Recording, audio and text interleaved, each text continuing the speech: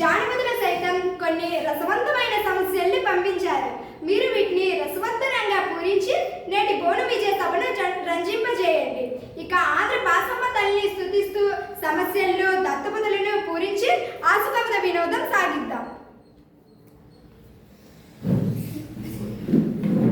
చిత్తం రాజేంద్ర, కవిచంద్ర, మీతో నేటి బోనం విజయ సభను ప్రారంభించాలని నా అభిలాష.